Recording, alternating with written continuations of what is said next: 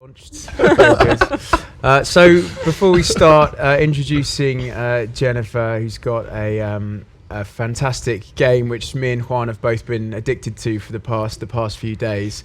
If you're watching on the stream, so if you're watching in real time, or if you're watching back tomorrow or something like that, if you've got your phone in your hand, I'd urge you to download the game. It will give you great context to the presentation that's about to happen. It's a really lovely technical presentation, but also, shows some of the art that these guys were able to create. So download the game, have a play with it in your hand while you're watching the session, and it will make a lot more sense. So tell us a bit about yourself. Well, my name is Jennifer, and like Beck said earlier, I'm one of the co-founders of Nyam Nyam, and I've been making video games for it's my 10th year actually making video games. And I used to work for a number of years in the mainstream or AAA games industry. My last job was here in the UK, was a company called Rare, where I was working on Kinect Sports. And before that, I worked for a couple of years in Japan with a Japanese developer. Okay. And what about Nyam Nyam as well? So how many of you working there? So it's 3 of us at Nyam Nyam. Like you can see, like all of the people. So it's like Phil. Very serious face in that photo. Yeah, that was in Tokyo at Tokyo Game Show. Cool. And like Phil and I, in late 2010, we co-founded Nyam Nyam, and Rio, who's our main artist, like he joined us like a couple of months later, and we all met while working here at in the UK at Rare. But maybe, I suppose most people will know Rare, kind of like for the golden Nintendo years, like games like Donkey Kong and Banjo-Kazooie. Love Donkey Kong. Well, that was a really good fun. And so the game is, so if you've downloaded the game already, you're probably just getting into it. But the game it's got a huge Japanese influence. It's sort of beautifully produced, I would say. So I guess the Japanese influence came from Rio. Well, actually it didn't. Like we already knew that we wanted a Japanese aesthetic before Rio joined us, and we were really keen to have a Japanese artist to kind of like get that authenticity of the Japanese art. It's actually that, so like, just like speaking of myself, like I've been in love with kind of like Japanese video games like forever, kind of like from the PlayStation era. And I also really love traditional Japan. And when I lived in Japan for 4 years, I was working at a company called Acquire. And they are quite famous for making games kind of like based in kind of like old Japanese history. Like we did like a lot of samurai games and ninja action adventure games, that sort of stuff. And I just really I'm in love with traditional Japan. And the same is also true for Phil. Okay, cool. So that kind of guided you into the sort of the format of the game. Tell us a bit about the game itself, Tengami. Yeah, so in a nutshell, Tengami is an atmospheric adventure game, and it takes place inside a Japanese pop-up book or flip book.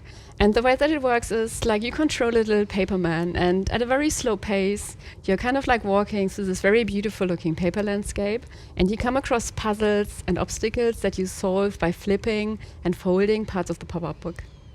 Okay, cool. So shall we have a look at it? Because I think Definitely. if they haven't downloaded it yet, should have a look at that. Yeah, let's have a look at the video. That.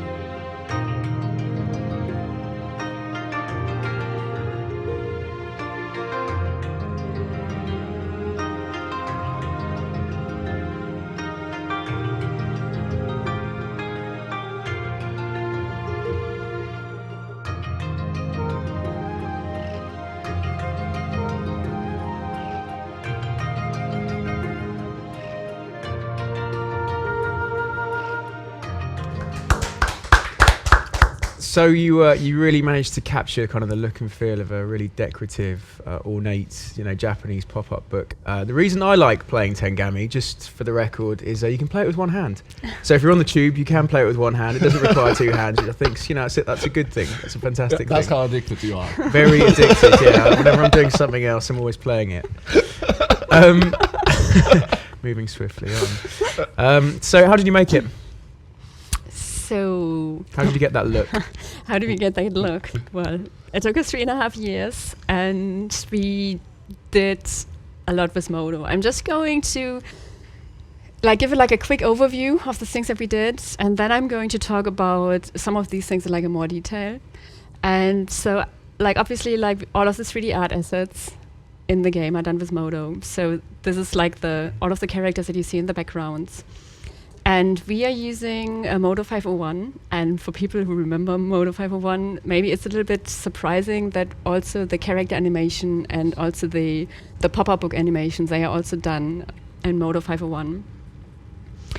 And we basically heavily customized Modo so that we would be able to use it as a level editor or a game engine. So we are also setting up all of the game logic inside of Modo, as well as things also the physics data. We are using the recoil plugin, and we're setting up all of the physics data that we need, and we export it in the game. And in the game, we're actually using Havok as our physics engine.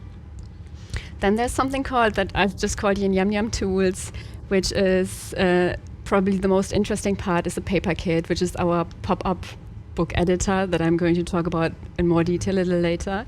And we also do a lot of task automation just to speed up things. For example, Tengami doesn't have dynamic lighting, it's all static lighting. And we have to build a lot of light maps, and with our tools, it's just kind of one button that we click, and it will do the light map UVs and the baking. Mm-hmm. So I said, a lot of automation.